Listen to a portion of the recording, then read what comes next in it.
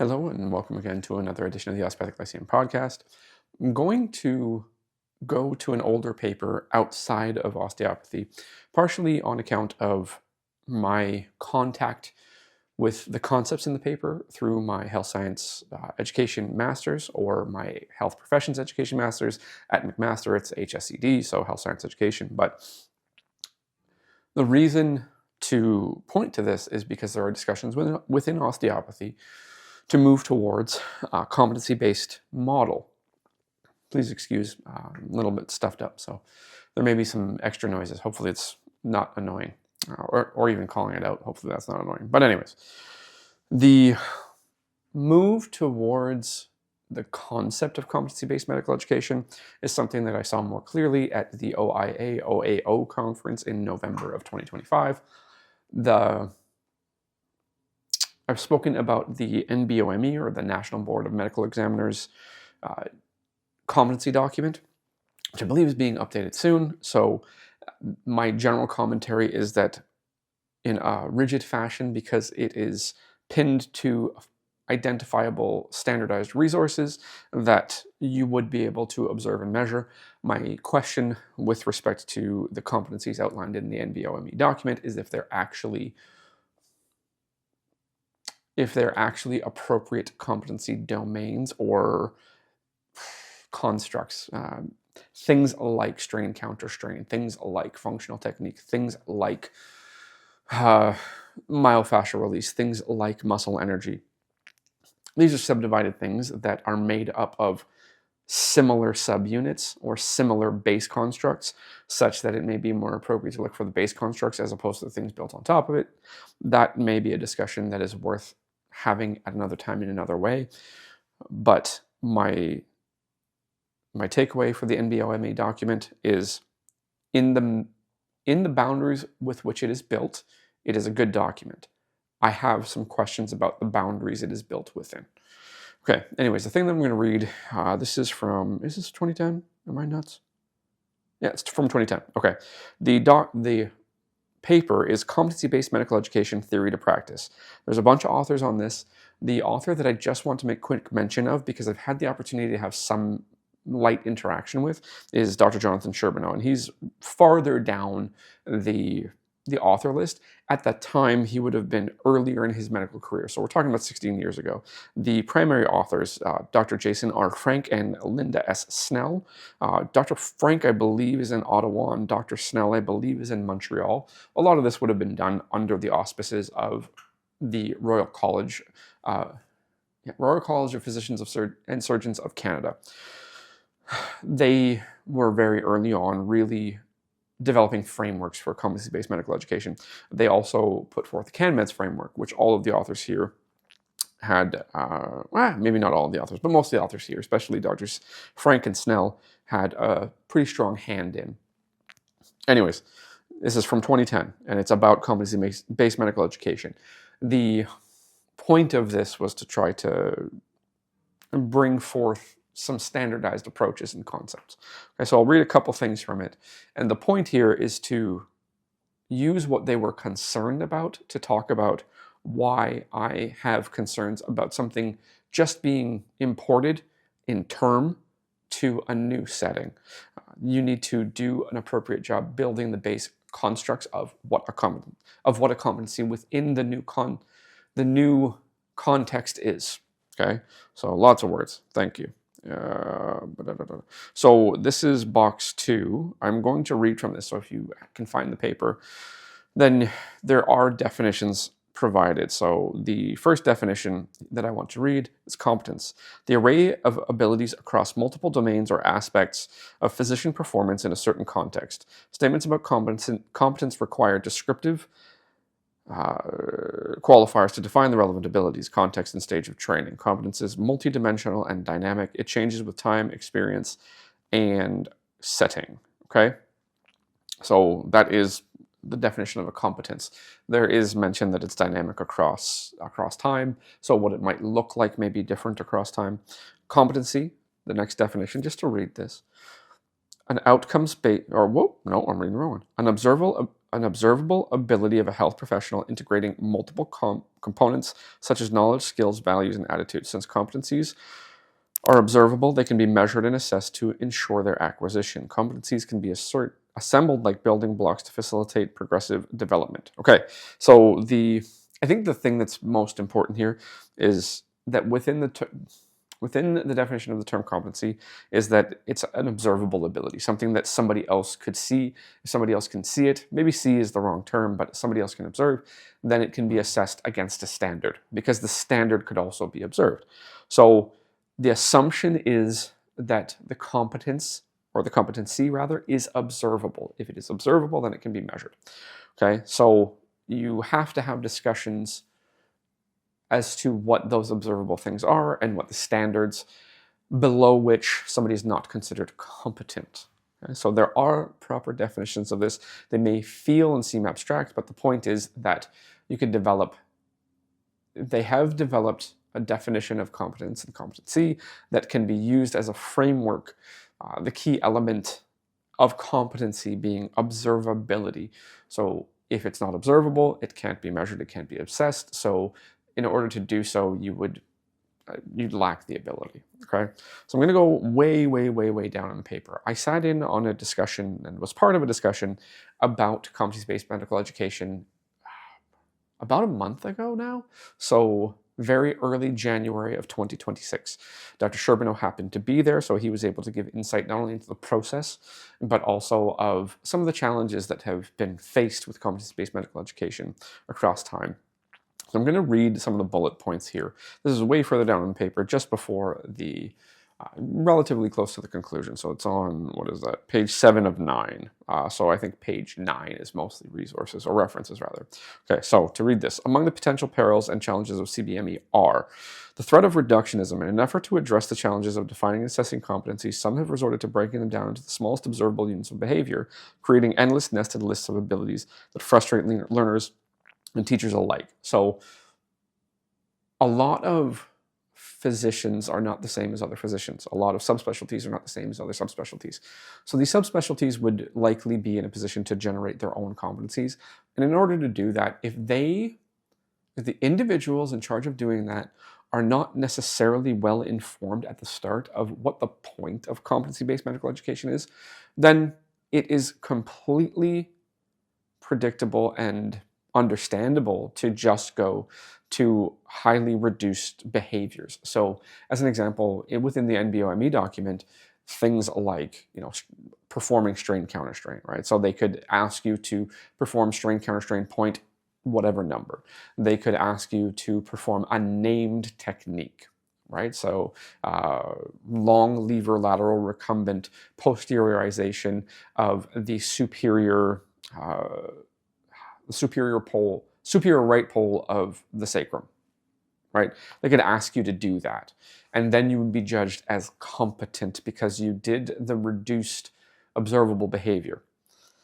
The problem with that within osteopathy is that those reduced behaviors pinned to standardized and easily available resources, such as Foundations of Osteopathic Medicine, are not how the care is provided between the practitioner and the patient in actual practice. So in actual practice, you have to find what is not working, not simply recall the move for the area that you think isn't working. You have to go check. So the competency framework for osteopathy may look more like the ability to identify motion restrictions in all positions. Just as a simple example, right? Now, that can be argued with. I'm throwing it out there off the cuff. Then once a restriction is identified, the ability to test through and find the approach which is going to work most appropriately based on patient response. So you would be looking at things like, is the patient tense? Is the patient pulling away? Is the patient making any abrupt sounds or movements or faces in response to the movement of the practitioner? Because if they are, then they're not properly not properly engaging with the barrier concept. They're overbearing the patient and going past the benefits of the barrier concept because the person's protecting themselves, right? So just because you can do a move that's in a textbook doesn't mean you can assess and treat effectively to the needs of the patient in the moment. So The current approach, as far as I can see, with very limited information within the osteopathic world, is that they're doing this thing that the authors of this paper in 2010 were concerned about within the medical world, or within the physician world, maybe a better term. So I think osteopathy does not have its base constructs straight or clear or explicit, such that people are leaning into previously described methods, previously described techniques. Right? So it's more cultural reproduction than actual assessment of the technical skills and problem-solving abilities between practitioner and patient, such that the patient is getting the thing that is most appropriate for them in the moment, at the limit of the ability of the practitioner to identify that.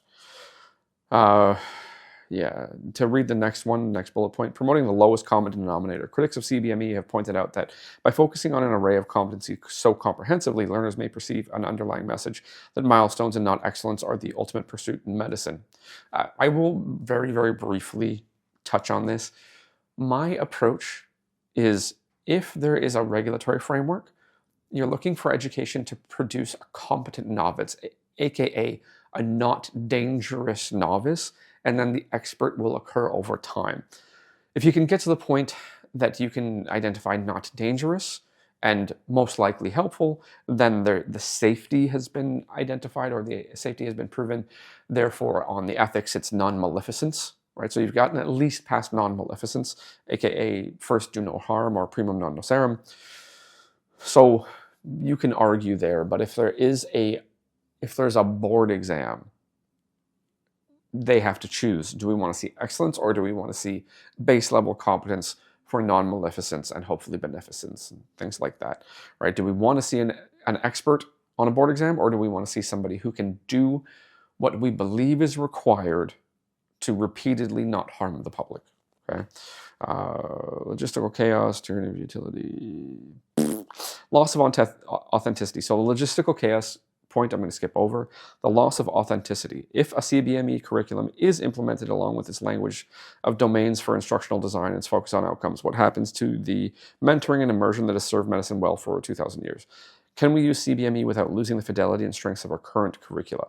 Osteopathy is a much younger profession, doesn't have this level of history, this level of culture across time to contend with. It has something, but not, say, the bulk of time with respect to medicine or medical education.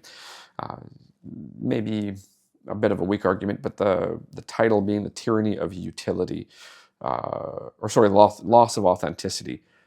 I would relate that more to focusing on, can you find it?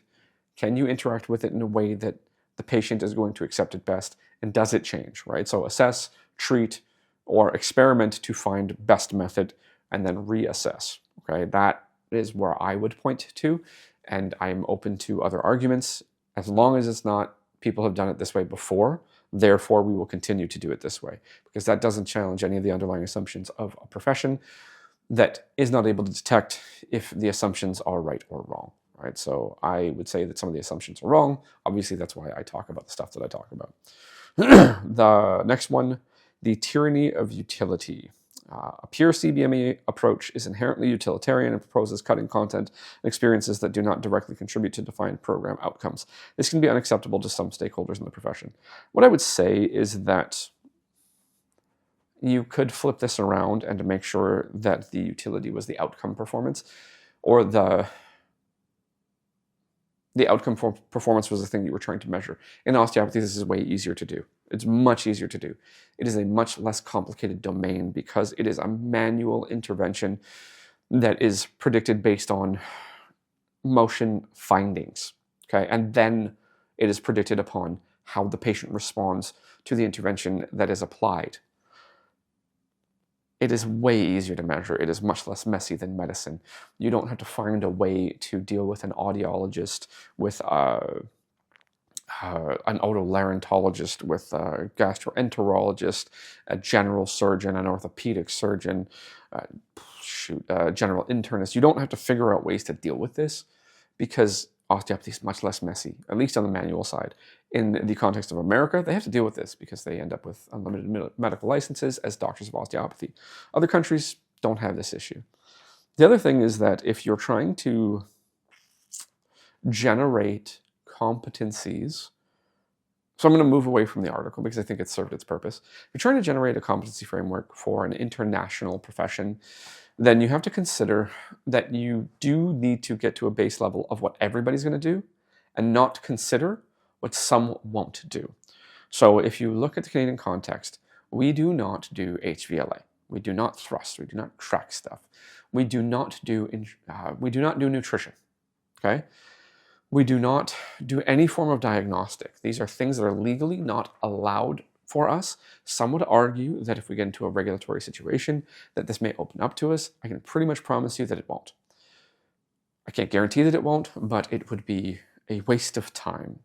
The government doesn't need more professions doing more diagnostics, especially a profession like osteopathy that has such a quirky approach to diagnostics that literally no other profession would get what the heck they were saying.